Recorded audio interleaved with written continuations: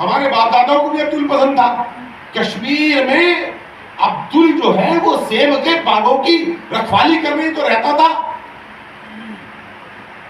बताओ, उनके बागों की रखवाली करने तो अब्दुल रहता था। अब क्या हुआ? अब जिनके बाग थे उनके बच्चे भी सेब नहीं खा सकते, उनकी औकात ही नहीं रही, वो शरणार्थी हो गए। जो सेब खाता था वो आम का ठेला लगा रहा,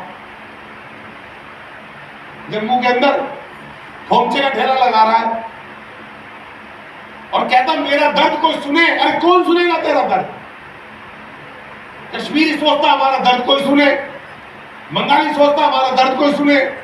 जिनके साथ कश्मीर बंगाल जैसा हुआ नहीं वो अभी सुन नहीं रहे। और जब दिल्ली एक लड़की मिली थी मुझे गाजियाबाद के कार्यक्रम में, उसने कहा था बहुत अच्छी बात कि मुझे बताओ प्रधानमंत्री, हम कश्मीर से भाग के दिल्ली आ गए हैं, दिल्ली से भाग के कहां जाएंगे?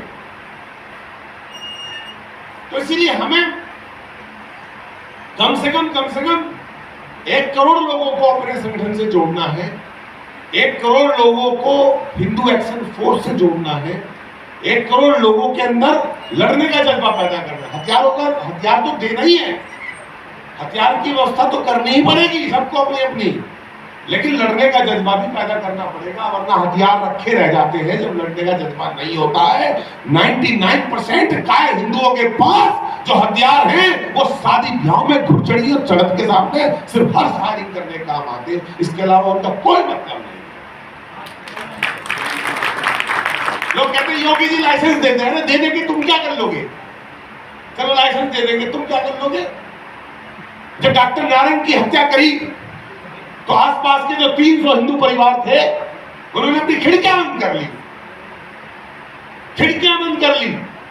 डॉक्टर नारंग, यहां बताओ किसको पता डॉक्टर नारंग का हाथ उठाना? किसको पता है? नहीं पता।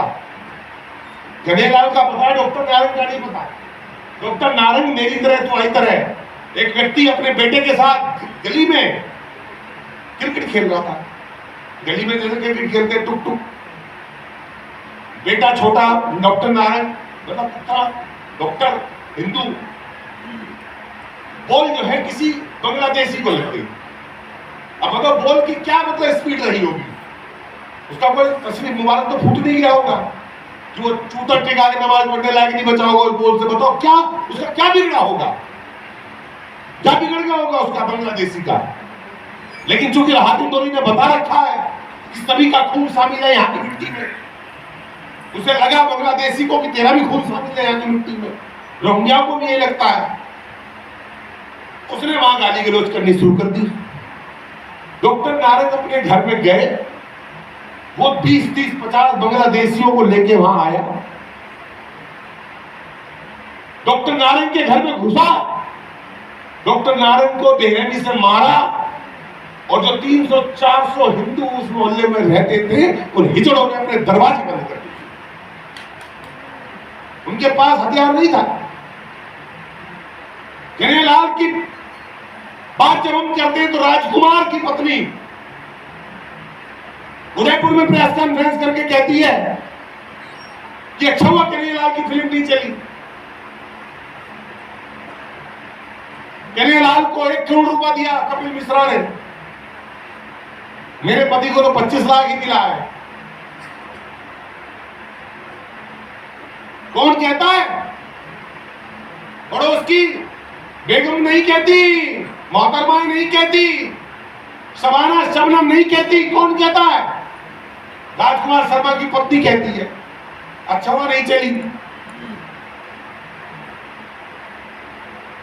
कौन राजकुमार शर्मा? वो कह रही है कि मेरे पति के शहादत को नहीं दिखाया, मेरे पति की शहादत को नहीं दिखाया। क्या शहादत थी? वो जो मार्केट है ना मालदा स्ट्रीट उदयपुर में, वहां 200 दुकानें हिंदुओं की। कन्हैयालाल अपनी दुकान में, कन्हैयालाल के 2 नौकर राजकुमार शर्मा, ईश्वर सिंह, दोनों दुकान में, तीनों के हाथ में कैंची, और मारने वाले कितने थे?